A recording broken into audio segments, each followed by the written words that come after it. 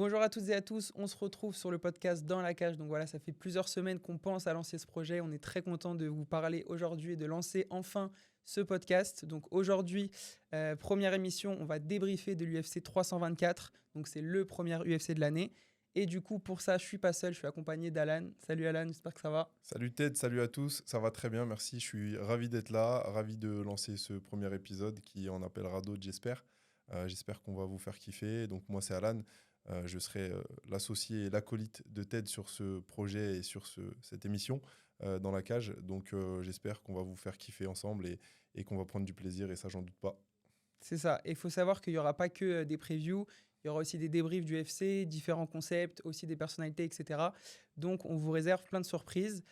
Pour commencer, du coup, on ne va pas faire toute la carte dans son intégralité, mais on va commencer par le combat de Ateba Gauthier contre Puliaev. Donc voilà, pour commencer un peu, c'était le 4e combat à l'UFC de Ateba Gauthier. Il est jeune, il faut le rappeler, il a que 23 ans. Il a déjà beaucoup de pression. Donc voilà, je voulais savoir un peu, toi, ce que tu pensais de ce combat. Globalement, ce que tu as à en dire, etc. Bah écoute, Ateba Gauthier, comme on l'avait dit, c'est un gros potentiel. Je pense très certainement qu'il arrivera dans le top 15 prochainement, mais encore une grosse marge de progression. On l'a vu, un petit peu décevant sur certaines phases. Maintenant, la puissance de frappe est là. Les gens le comparent à Ngannou, c'est pas pour rien. Il a de la foudre dans les poings, ça on l'a vu, donc il peut te mettre KO à n'importe quel moment, il peut t'éteindre la lumière très rapidement.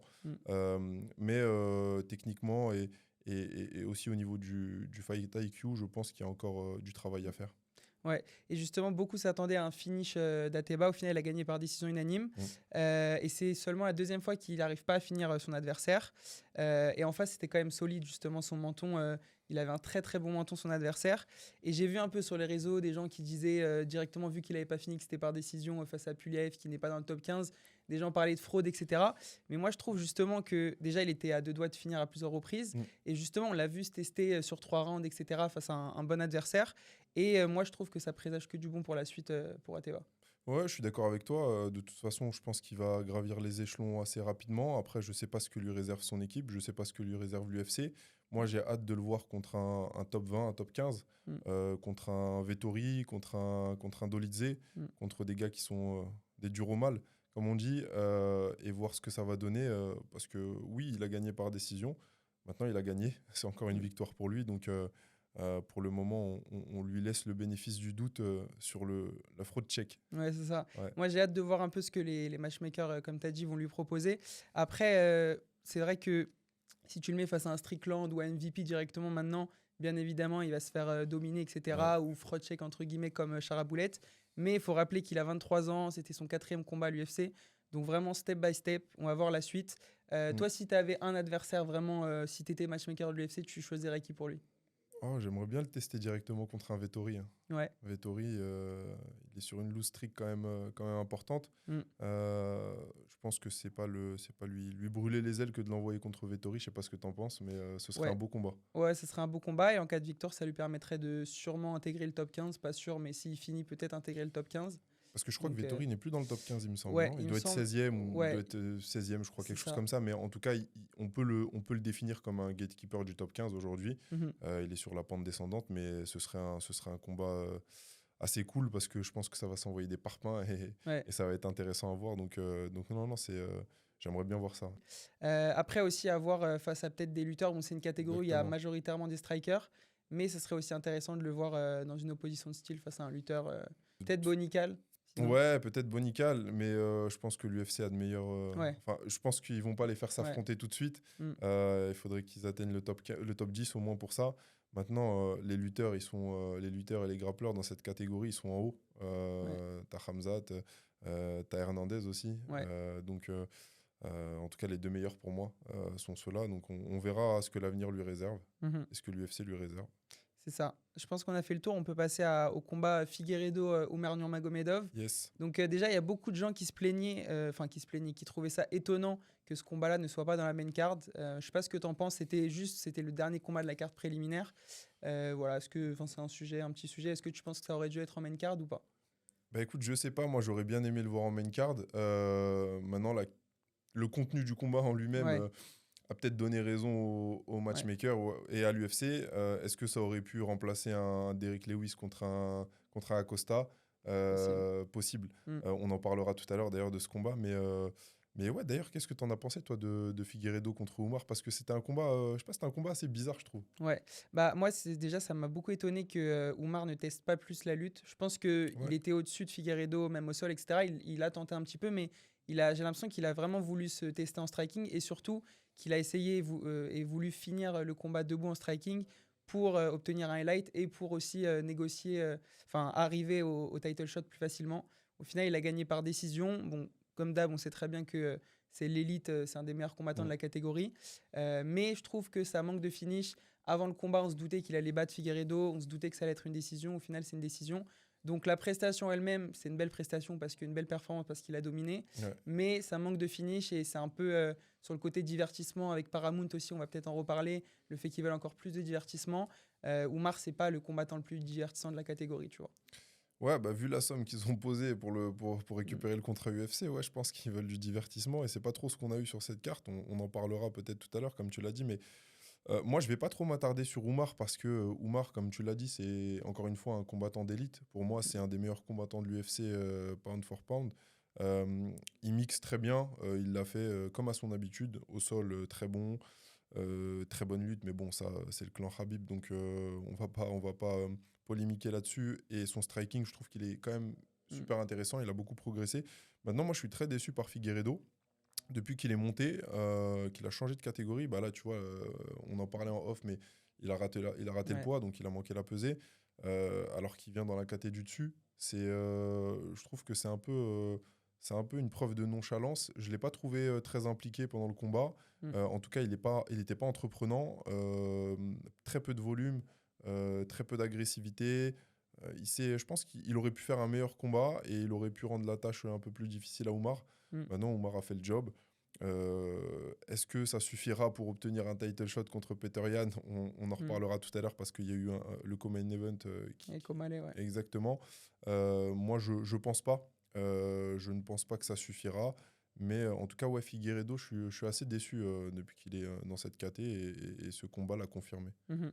Moi, je me demande justement si c'est peut-être un manque de motivation, un peu comme tu le disais, ou si c'est juste peut-être le style aussi de Omar qui l'a gêné et qu'il n'arrivait pas à trouver son tempo, je sais pas trop. Après, c'est vrai qu'on a l'impression que bon, il a été champion flyweight pendant longtemps. Mm. Là, il monte de catégorie. Il alterne entre victoire et défaite. Peut-être qu'il a un peu tout accompli. Il arrive aussi en fin de carrière, mine de rien. Qu'est-ce qu'on va lui donner maintenant à Figueiredo? On va lui donner, ça va être un gatekeeper du top 5, Ouais, je peut-être pense. Yadong Song qui a perdu face à. Ça serait gentil quand même de lui donner ça, Ouais, ce parce serait qu'il est gentil, mieux hein. classé Yadong Song. Ce serait Mais les deux gentil. ont perdu face aux deux mecs du top 5 aussi, donc je pense que ça pourrait être pas mal comme match-up. Du coup, là, on passe à un combat qui a tenu toutes ses promesses. Vraiment, pour moi, c'était limite le meilleur combat de la soirée. Donc, ouverture de la main card, Jean Silva contre Allen. Du coup, c'était vraiment, pour moi, je trouve, c'était du très très haut niveau en striking. Il y a quasiment que du striking. Moi, j'aurais pensé que Allen allait chercher peut-être un peu plus la lutte ou Jean Silva Exactement. le sol, parce qu'on sait que Jean Silva, c'est un très bon grappleur. Déjà, je sais pas ce que tu en penses, mais pour moi, ces deux combattants-là, si on prend Volkanovski et Diego Lopez, c'est les 4 meilleurs strikers de la catégorie. Maintenant que Max Holloway et Topuria sont montés en lightweight, je trouve que vraiment, c'est les 4 meilleurs strikers de la catégorie. Ouais, je rajouterais Leron Murphy aussi, parce Ouais. que pas trop mal en striking. Style un peu boring, Mm. mais assez bon en striking, assez bon debout. Maintenant, ouais, je te rejoins totalement sur le fait que, bon, c'est pas le meilleur combat de la soirée parce que le main event a Ouais, délivré, oui, oui, c'est tu vrai. vois. Mais en tout cas, pour moi, ouais, si je dois classer les combats de cette soirée du plus intéressant, pardon, au moins intéressant, je le mettrais deuxième. Mm. Donc, non, non, Jean Silva, très fort, très solide. On sait de toute façon que quand il prend le centre de la cage, c'est compliqué de l'arrêter, Mm. où il faut un vrai game plan. Et ce game plan-là, ça aurait pu être des stop kicks, des coups au corps, etc. Mais je trouve quand même que Allen a très bien négocié le premier round. Il Mhm. a très bien entamé le combat. Après, la machine Jean Silva, Ouais, le chien Jean Silva il a s'est mis en déroulé. marche et ça a déroulé. Donc, non, non, ouais, c'était un très beau combat en tout cas. Mhm. Et je pense que Jean Silva était proche du finish Ouais. sur le R3. Mais je sais pas ce que tu penses de Jean Silva, mais mais moi, je le trouve quand même très complet Ouais. et quand même, il frappe très fort pour sa taille et pour son Ouais. poids. Bah, il est très très généreux. Comme tu as dit, il frappe fort. Aussi, là, on l'a pas vu, mais au sol, c'est quand même un gros Ouais, grappleur. Il avait soumis Brice Mitchell, etc. D'ailleurs, ça aurait été intéressant de voir le sol face à Allen, qui a aussi un bon sol. Ça aurait été cool. exactement. Mais ouais, moi, je reste persuadé. Donc, on verra après, on pourra revoir cette vidéo, etc. Mais je reste persuadé qu'un jour ou l'autre, il sera champion. Surtout que Volkanovski va sûrement prendre sa retraite d'ici un an. Enfin, là, il a dit que face à Lopez, on en reparlera aussi dans une prochaine vidéo pour le combat de ce week-end. Mais il ne prendra pas sa retraite, il l'a dit après le combat de Lopez. Ouais. Mais en tout cas, moi, je pense qu'il y a de la place pour Jean Silva champion. On n'est pas encore là, hein, bien sûr, il y a des étapes, il y a encore 1-2 combats avant le title shot. Moi, je trouve que c'est un combattant qui est très généreux, qui a du cœur.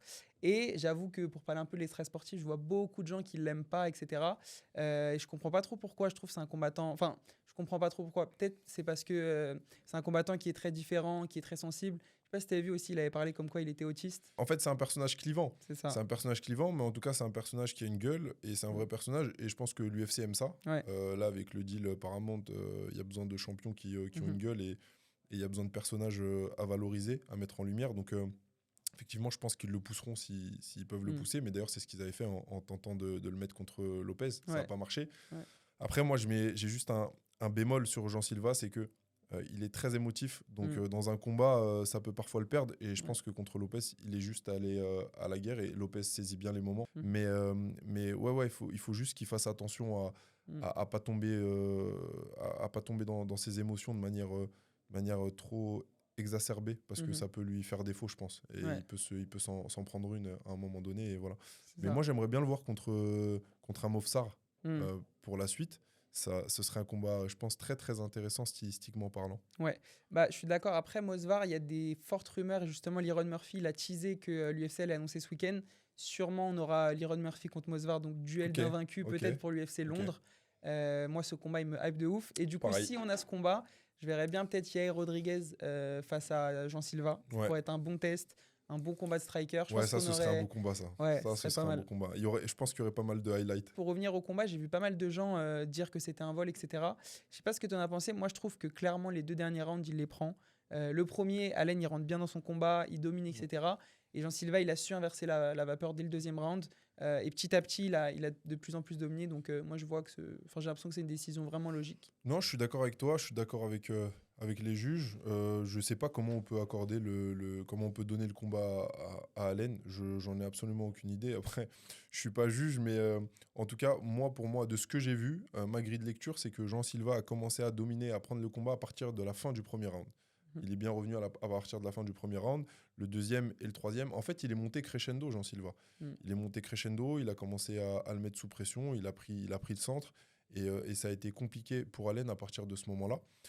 Donc non, je suis d'accord. Pour moi, il n'y a pas de vol et c'est une victoire méritée pour Jean Silva. Et pareil, hâte de le voir sur un prochain combat avec une adversité un peu plus coriace. Ouais. Et je sais pas ce que tu en penses, mais je trouve que c'est un combattant qui est beaucoup à l'instinct, j'ai l'impression. Et Ouais. aussi, j'ai l'impression qu'il a le facteur X qui fait. C'est pour ça qu'il dit qu'il deviendra champion. Et il a aussi ce côté un peu talentueux, artiste dans la cage. Et ça fait kiffer. Voilà, je sais pas ce que tu en penses. Par rapport Ouais, à ça. pareil. Je trouve. Et ça rejoint un peu le côté émotionnel, émotion. Mm. Il se laisse un peu guider par ses émotions, par Ouais. son instinct. Et c'est ça. Après, comme je disais, ça peut lui faire défaut. Il faut faire attention à ça parce que contre un adversaire qui va arriver bien structuré, bien préparé, etc., ça peut être dangereux. Mais en tout cas, ces combats sont toujours plaisants à voir. Moi, Mm. c'est l'un des combattants que j'aime beaucoup regarder combattre. À chaque fois qu'il combat, il faut absolument que je le regarde parce que je sais qu'il va y avoir des moments où nous, en tant que fans passionnés, on va kiffer. Et non, il en faut des combattants comme ça. Mais je te rejoins, je pense qu'un jour, il sera très certainement champion. Après, c'est intéressant parce que dans cette KT, ça va beaucoup bouger. Mm. Il y a du Liron Murphy, il y a du Movsar Evloev, il y a du Diego Lopez, il y a du Jean Silva. Mm. Donc, tout ça, j'aimerais bien voir comment ça va se passer et comment ça va se profiler là, dans les mois à venir. Pour conclure sur le combat Allen Silva, je me suis vraiment régalé. J'ai hâte de voir la suite, même pour Allen, puisque ça reste un combattant très très talentueux. Il a plein de perspectives devant lui malgré la défaite. Je me fais pas de soucis pour lui dans la KT. Je pense qu'il restera dans le top 10. Je pense qu'après ce combat, il restera dans le top 10. Du coup, on va passer maintenant au combat Lewis contre Acosta. Donc honnêtement, je trouve que ce combat, déjà à la base, il n'avait pas forcément beaucoup d'intérêt. Mais j'étais hypé par le match-up. Je trouvais que ça pouvait être intéressant de voir, parce que Lewis, c'est une figure historique, Acosta, il monte, de voir le combat. Et au final, le combat en lui-même, quand on l'a vu, moi, j'ai été très déçu. Je trouve que ça s'est terminé assez vite. Lewis, il n'a pas proposé grand-chose. Ça a permis de se rendre compte que Acosta continue sa route vers le titre et il se rapproche dangereusement du top 5. Après, on va pas se mentir, je trouve que, je sais pas ce que tu en penses, mais Derrick Lewis, c'est plus que c'était. Bon, il enchaîne les victoires, les défaites, etc. Mais depuis 2022, j'ai une stat, c'est 5 défaites pour 8 combats.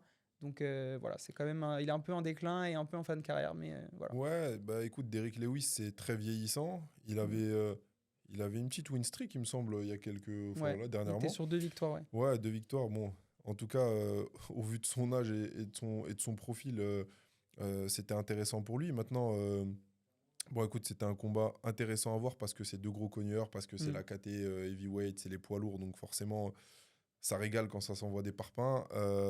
Tu peux te faire éteindre à tout moment. Mm. Maintenant, Derrick Lewis, je sais pas ce que tu en as pensé, mais moi, je trouve qu'il est down, il est mis down sur un coup qui n'a pas l'air Ouais. très Puissant, lourd, tu vois, ouais. pas très puissant. Ouais, ouais. Ça m'a un peu surpris.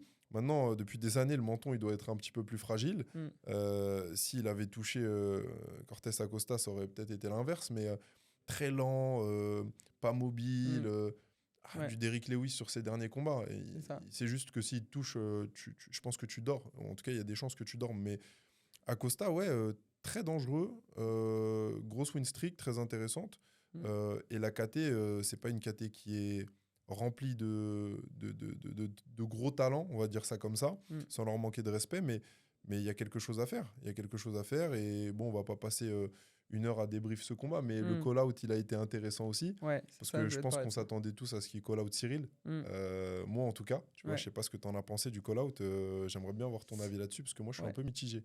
Bah, moi, je trouve qu'il aurait pu, au vu de ses performances call-out Cyril, ça aurait peut-être été un tout petit peu prématuré, mais il aurait pu, ça aurait pas été choquant. Mais je trouve que c'est bien justement qu'il, step by step, il demande Blaze. Moi, je pense que c'est largement dans ses cordes. Bon, faut faire attention à Blaze quand même, mais je trouve que c'est un call-out très intelligent il est en mesure largement d'obtenir ce combat.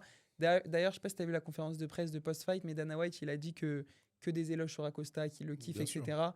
Déjà pour son style de combat, mais surtout, je pense, parce qu'il accepte tous les combats. Il avait pris un short notice de 2-3 jours récemment, etc. Donc, je vois pas pourquoi l'UFC refuserait le call-out pour Blaze, tu vois. Ouais, et puis il combat assez régulièrement. Ouais. Et ce qui est lourd, ce qui est rare pour un poids lourd, pardon, il combat assez régulièrement.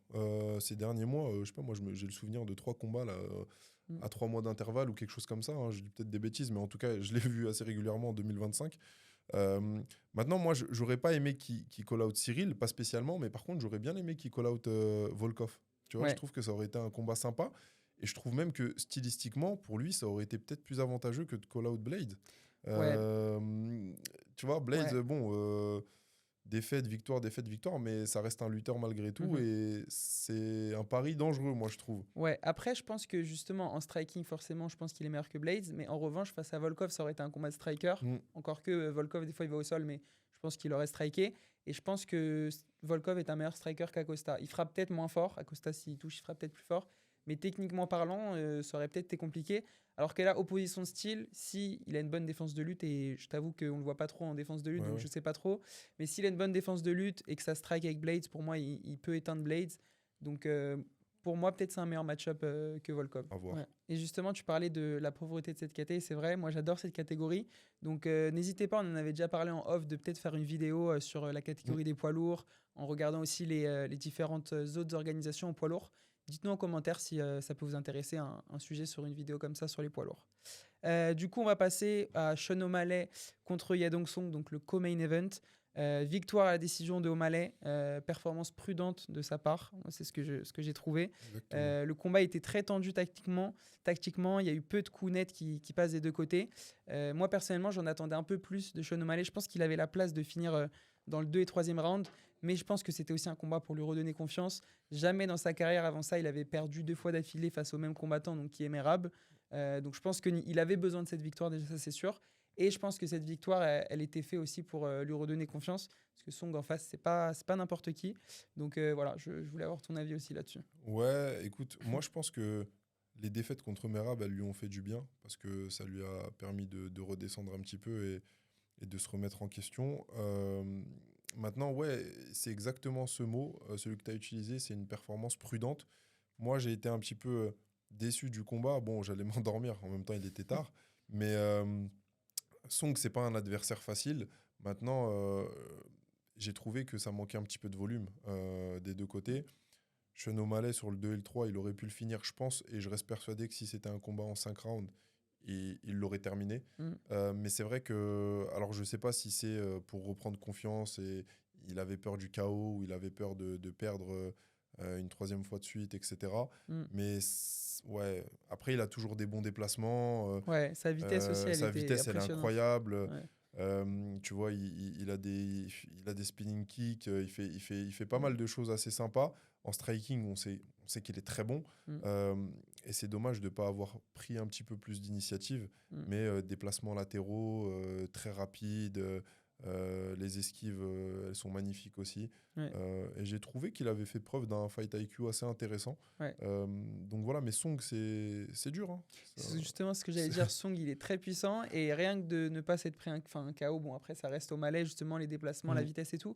Mais c'est aussi une performance de ne pas s'être pris de knockdown, d'avoir survécu aussi 3 rounds face à. Parce qu'il est technique et il est puissant. Et c'est ce qu'avait dit O'Malley avant le combat. Et c'est vrai, il a la technique et la puissance. C'est très puissant. Par contre, O'Malley, très précis dans ses coups. Ouais. Je pense que le volume, voilà, comme je l'ai dit, il n'a pas été forcément au rendez-vous. Mais en tout cas, sur chaque coup, sur chaque touche, il avait de la réussite. En tout cas, quasiment sur chaque coup. Et grosse précision et grosse vitesse. Donc voilà, maintenant, ça revient à ce qu'on se disait tout à l'heure. Quelle suite pour lui ? Bah justement, moi je trouve qu'en striking, bien évidemment, c'est le meilleur, ou quasiment le meilleur de la KT, mais pour moi, il est trop unidimensionnel pour redevenir champion. Il y a 3 combattants en face de lui. Bon, il y a bien sûr le champion Petroyan, l'ancien champion Merab et Oumar Nurmagomedov. Et pour moi, justement, le 3e, c'est son prochain combat. Ça doit être ça. Les deux ont gagné. Les deux sont pas loin niveau classement. Il y a aussi un petit storytelling en mode Nurmagomedov contre la star O'Malley, un peu successeur entre guillemets de Conor, même si ça sera jamais Conor O'Malley. Et tu vois, je pense que ce combat, stylistiquement parlant, est très intéressant. Niveau hype, franchement, il y aurait quand même une grosse hype. Et le vainqueur de ce combat, en vrai, il serait très légitime à combattre pour le titre. Et en parallèle, on fait bien sûr la trilogie Merab-Yan. Tu vois, t'en penses quoi ? Je trouve que c'est un peu limité O'Malley par rapport aux 3 autres. Petroyan qui est très bien revenu. D'ailleurs, chapeau à lui. Parce que je pense qu'on comptait plus sur lui. On l'attendait plus à ce niveau-là. Et voilà, Merab qui a déjà battu 2 fois O'Malley. Non, je pense que la ceinture, elle doit tourner entre ces 3 combattants-là. Et d'ailleurs, j'ai vu en interview avant le combat, avant la soirée, que Oumar avait dit qu'il serait très chaud de prendre le vainqueur de Yadong Song O'Malley, que ce soit O'Malley ou Yadong Song. Donc c'est O'Malley. Donc lui, il est OK, il est partant. Il faut juste voir O'Malley. Stylistiquement, ça va le saouler de l'affronter. Mais s'il n'a pas le choix, je pense pas que c'est le genre de combattant qui refuse les combats. Et en cas de victoire, ça lui permettrait d'à nouveau espérer un title shot face au vainqueur de Merab-Yan. Du coup, on va passer au main event. Paddy Pimblett contre Justin Gaethje. C'était une guerre mémorable, exceptionnelle. Cette guerre. C'était une guerre exceptionnelle. Le divertissement était à son paroxysme. Je vais me resservir de l'eau pour cette guerre. Ouais, parce qu'il y a des choses à dire. Ouais, vraiment. Et moi, une des premières choses que je note dans ce combat-là, c'est quand même le menton de Paddy. Il avait été testé plus ou moins, etc. face à Chandler. Voilà. Ouais. Mais là, franchement, je pense que tout le monde est choqué du menton de Paddy. C'est exceptionnel. Bah, déjà, juste, on en parlait en off.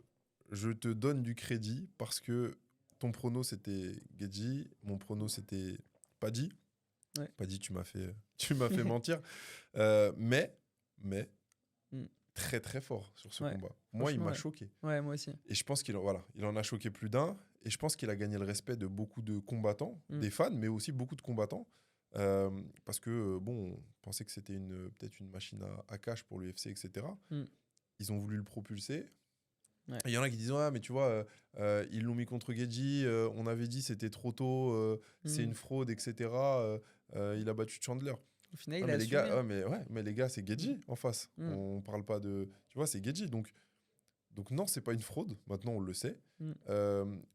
Il a sa place dans le top 6, top 7 de cette division. Et gros menton, gros cœur. Et pas que, tu vois. Moi, je salue sa performance parce qu'il a tenu la dragée haute à un sacré striker qui est Gaethje. Bon, techniquement, c'était pas Gaethje. Ses entrées, des fois, sont un peu... Mais en tout cas, même Khabib l'a dit, hein, il frappe comme un camion, tu vois. Et à 37 ans, il a 37 ans. 37 ans, tu vois. 37 ans, donc Donc non, c'est fort. Mais les enchaînements de Paddy, bon, franchement, il a fait un très beau combat. Ouais, il a fait des progrès en striking, Il a c'est fait sûr. des progrès. Ouais. Maintenant, dommage qu'on ne l'ait pas vu au sol avec Gedji. Parce que pour moi, sa lutte, effectivement, n'est pas assez bonne pour essayer de rentrer dans un scramble avec Gedji, qui lui, ne l'oublions pas, est un lutteur de base, même s'il l'a oublié lui-même. Ouais, mais justement, par rapport à ça, excuse-moi de te couper, Vas-y. j'avais une question à te poser. Moi, j'ai pensé à un truc, je me suis dit, est-ce qu'il n'y a pas eu une instruction de la part de Paramount et de Dana White aux combattants en disant, vous êtes le main event, premier main event de l'ère Paramount, essayez au maximum de striker le plus possible et de pas aller au sol, tu vois.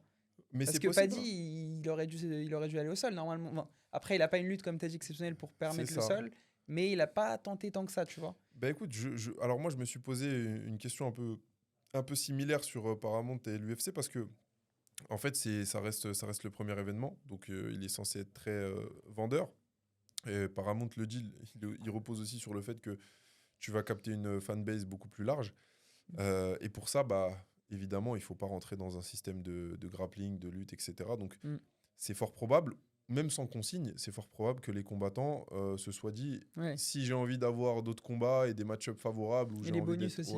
Et des bonus, il va falloir que j'y mette du mien et que je reste debout, parce que tu as vu, les bonus ont augmenté, etc. Forcément, derrière, c'est une incitation à la violence et au striking. Maintenant... c'était un combat de malade mental, c'était un combat de fou, ça s'envoyait des... Et les deux, alors Paddy a été mis down 2 fois, même mais plus, attention, je crois. Ouais, dans mes souvenirs c'est 2, mais bon, il était 6h du matin, donc je sais pas si j'ai les idées claires, mais Gedji aussi, à un moment donné, il a vacillé. Hein. Il y a 2-3 fois où je me suis dit, Paddy en fait, revient il y a bien. eu énormément de changements, de retournements de situation dans le combat. Et à tout moment, on se disait, il va se faire finir l'un, l'autre, etc. C'était imprévisible. En fait, c'est ça, c'est que d'un round à l'autre, tu te disais, putain, là, il va se faire finir. Ah non, c'est l'autre qui va se faire finir. Ah. Et en fait, c'est ce que j'ai apprécié aussi dans le combat de Paddy, c'est que même quand il a été mis down, il n'a jamais abandonné, il n'a jamais lâché l'affaire. Et il a fait preuve d'une résilience incroyable. Et quelques beaux enchaînements. Après, je trouve que Gedji, il n'a pas assez utilisé ses calf kicks, ses low kicks, comme il a l'habitude de le faire, parce qu'il envoie aussi il a de la foudre dans les jambes aussi, dans les pieds, et il n'a pas assez utilisé ça. Donc ça, pareil, j'ai été un petit peu déçu, mais bon... Et moi, je trouve aussi que je l'ai trouvé trop bizarre sur le premier round. Après, ça s'est un peu diminué au fil des rounds, etc.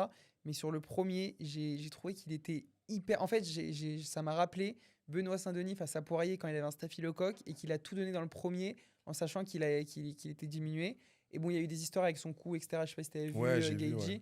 Donc peut-être qu'il avait quelque chose. Bon, après, on a vu qu'il a tenu 5 rounds, donc il n'y avait pas de choses particulières, apparemment. Mais en tout cas, le premier, je me suis dit, là, il donne tout. Dans le 2, 3e, il va être KO. Mais voilà, je sais pas si tu l'as trouvé bizarre aussi au premier round ou si ça va. Mais... Moi, j'ai trouvé qu'il y avait une grosse débauche d'énergie au premier round et je pensais qu'il allait le finir au premier round. Surtout quand j'ai vu le down, je me suis dit, ça va aller vite. Et je me suis dit, Paddy, je t'avais donné gagnant, tu vas te coucher au premier round. Donc, Paddy, il a été très précis dans ses frappes. Il a beaucoup touché. D'ailleurs, je crois que les deux ont battu leur record de frappes significatives sur un combat. Et ça, c'est fou. C'est pour dire que ça a été une vraie guerre. D'autant plus fou pour Gaethje en vrai. Parce que lui, il a beaucoup de en plus, il a beaucoup de guerres contre Poirier et tout. Ouais, grave. Mais non, je pensais que Gaethje, menton à la fenêtre et juste Paddy n'a pas la puissance de frappe nécessaire pour le faire tomber sur un coup, selon moi. Par contre, il fait ça contre un autre adversaire, contre Ilia, parce qu'il va sûrement y avoir ce combat-là, on va en parler, mais la même défense contre Ilia, pas de responsabilité défensive. Tu dors, tu fais dodo au premier round. Mais non, le niveau technique, il n'était pas fou. Après, Gaethje, on connaît. Il rentre dans la cage, c'est pour faire le spectacle et pour faire le on l'a vu plus technique face à Fiziev ou face à Poirier. Je trouve qu'on l'a vu plus technique. Je l'ai vu structuré contre Fiziev. Là, c'était un peu décousu. Et c'était pas très beau à voir. En tout cas, pour des fins techniciens, je peux comprendre que c'était pas fou. Pour un fan de MMA, là, c'était le régal.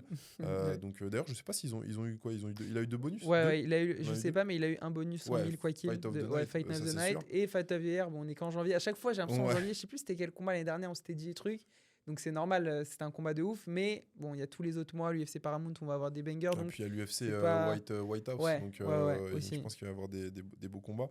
Mais non, en tout cas, Gaethje, Je sais pas trop. Là, ils vont lui donner. Tu penses qu'ils vont lui donner le. Ils sont obligés, non? De lui donner Ouais, le title shot normalement, contre Ilya. ça a même été quasi annoncé. Ça va être Geiji Topuria. Moi, j'ai très très peur pour Geiji. Autant, bon, j'ai peur qu'il se fasse KO, mais surtout, j'ai peur pour lui au niveau de sa santé. J'ai Ouais. l'impression que il a un peu des troubles déjà. Enfin, bon, je suis pas médecin, je vais pas m'avancer, mais j'ai peur qu'il se prenne un KO et que les conséquences de ce KO soient compliquées. Mais bon, après, il s'en est Ouais. déjà pris aussi des KO dans sa carrière, mais Ouais. Topuria, il frappe vraiment fort. Et si on a le Geiji qu'on a eu face à Pimblet, pour moi, c'est KO round 1 ou round 2 pour Topuria, maximum round 2. Ouais, je pense aussi. Je pense que c'est Ouais, compliqué. je pense que ce soit debout ou au sol, je pense qu'il va le finir. Maintenant, euh, Topuria, s'il gagne ce combat, il envoie Geji à la retraite. Je pense Ouais. qu'il avait déjà parlé de retraite s'il n'avait Mm. pas le title shot. Il a eu la ceinture intérimaire, ça le Ouais. fait patienter. Ouais. Mais je pense qu'il va l'envoyer à la retraite. Pour moi, c'est ça. Ouais. Et la question que je me pose, et du coup que je te pose, est-ce que tu crois que si Topuria bat Geiji, ils vont donner à Topuria le vainqueur de la BMF, c'est-à-dire Holloway ou Oliveira pour un match retour, parce qu'il a affronté les deux Topuria, ou est-ce qu'ils vont faire rentrer direct Arman, parce qu'il aussi il mérite, bon ça sortirait de nulle part parce qu'il a pas combattu pour le titre intérimaire, etc. Mais est-ce que selon toi, si Topuria gagne, ils font Topuria Arman ou Topuria vs le vainqueur de la BMF? Non, je pense que Arman, il est vraiment pas dans les plans de l'UFC. En tout cas, Ouais, pour le moment, je pense qu'ils peuvent même lui donner un BSD ou un Paddy. Mais je pense pas. En ouais. tout cas, je pense pas qu'ils lui donneront Le vainqueur de la le BMF? vainqueur de la BMF. Je Ouais, pense pas. Je ouais. pense que là, si Holloway remporte ce combat, et je pense que c'est ce qui va arriver. Moi, en tout cas, mon prono, Moi c'est aussi, je Holloway. pense. Ouais. Je dirais même Holloway par KO. Parce que le menton Ok, ouais. de Bronx C'est devient un peu. fragilise, Ouais, ouais. exactement.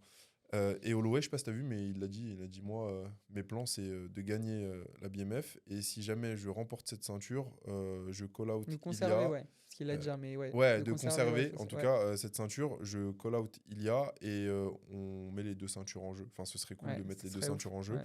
Et ce serait ouf. Et ça ferait une revanche en plus, mais avec deux ceintures en jeu. Ouais. Donc non, je pense que vraiment, il y a une histoire derrière en plus. Mm. Il y a un vrai scénario, donc je pense pas qu'Arman soit dans les plans. Ouais. Je sais pas ce que lui réserve l'UFC pour la suite, mais je pense que c'est plus un Pimblet ou un BSD qu'on va lui donner. Hein. Si BSD gagne, Ouais. il y a Après, moyen, tu vois. justement, BSD, s'il gagne, on peut lui mettre Pimblet aussi. Moi, Ouais. je pense que c'est le... Parce que pourquoi pas en plus un UFC Londres en mars. Mm. Ouais. Je pense que après Pimblet, on sait Ouais, très bien là. comment ça se passe avec son poids, etc. Ouais. Et même là, il Mais vient de perdre, ça serait un peu juste, je pense, dans 2 mois de recombattre et tout. ouais, Avec les après c'est chez dégâts. lui, etc. Tu vois, c'est Ouais. juste ça. Mais Ouais. BSD, s'il arrive à s'imposer rapidement et qu'il Ouais. prend pas trop de dégâts, why not, hein, ce serait un gros combat Complètement, ouais. France-Angleterre en Angleterre avec de l'enjeu. Donc Ouais. ça peut être un très beau combat. Donc ouais, voilà. Et aussi, en vrai, bon, c'est une possibilité si on évoque toutes les possibilités, mais ils peuvent potentiellement, si vraiment c'est le vilain petit canard Arman, faire BSD Arman. Pour moi, c'est une mauvaise idée pour BSD. Je Ouais, pense je qu'il pense aussi. perdrait quasi à coup sûr parce que c'est pas que BSD est mauvais. Hein. Quand je dis ça, c'est qu'Arman, pour moi, est vraiment fort. Et stylistiquement, ce serait. Parce que le point fort, moi, je trouve, de Benoît, et on en reparlera dans notre prochaine vidéo quand on analysera face à Hooker, c'est son sol. Mais c'est aussi le point fort d'Arman. Et Arman est meilleur quand même que BSD au sol et en grappling, etc. Donc je pense que ça serait. Après, en striking, je pense que peut-être Benoît a une carte à jouer face à Tsaroukian. Ouais, Mais peut-être, ouais, peut-être qu'il a une carte à jouer en striking, mais ouais, je te rejoins sur le fait. En tout cas, je sais pas si il va passer un sale quart d'heure BSD, mais il y a beaucoup plus de chances qu'il passe un sale quart d'heure contre Tsaroukian que contre Pimblet. ouais. Et en scramble, de toute façon, on l'a vu, hein, le combat contre Islam à l'époque, Mm. Arman, c'est vraiment très très fort, et même contre Hooker, tu vois comment Mm. il se sort des saisies, Ouais. Ouais. des guillotines. C'est abusé, c'est Mm. abusé. Il est flexible, le mec. Mm. Donc non, non, ouais, moi j'ai.